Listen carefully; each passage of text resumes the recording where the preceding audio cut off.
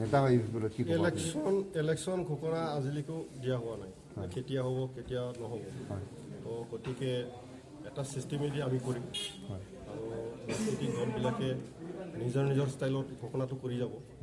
আৰু B P F যে কৰদৰ্শী কৰিছে আমি গম পাইছোঁ, তেওঁলোকৰ মাজত যে কণ্ডল চলিছে আৰু কৰদৰ দিয়াৰ কাৰণটো হ'ল ভিতৰে ভিতৰে যি ধৰণৰ মানে টনা আজৰা হৈছে, কোনোবা যে পলাব পাৰে সেই কথাখিনি তেখেতে ধৰিব পাৰিছে। গতিকে সেই EM-বিলাকক ৰখাৰ এটা ছাত্ৰ আছে, তাতো আমি শুনিছোঁ এইটো ৰিভিউ হ'ব পাৰে।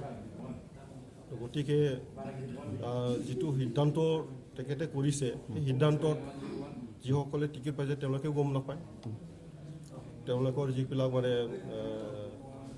যিটো কাৰ্যকৰী সভা যিখিনি মেম্বাৰ আছিলে তেওঁলোক কিছুমানে গম নাপায়। তো নিজৰ সিদ্ধান্ত মৰ্মে তেখেতে কৰি দিছে। গতিকে বহুত ভিতৰত কণ্ডলটো চলিছে আমি গম পাওঁ।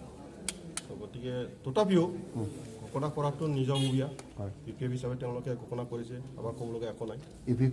আমাৰ UPPL আমাৰ অহা 21 আৰু 22 তাৰিখে বিজনীত আমাৰ অধিৱেশন হ'ব আৰু সেই অধিৱেশনত আমি সম্পূৰ্ণ আমাৰ ৰণনীতি আমি তৈয়াৰ কৰিম আৰু কোনটো ছিটত কাক দিয়া হ'ব, কেনেকৈ দিয়া হ'ব, সেইটো কেনেকৈ কৰিব, ইয়াৰ পাৰ্টিৰ যিটো ৰণনীতি তৈয়াৰ আমি সেই অধিৱেশনত আমি কমপ্লিট কৰিম।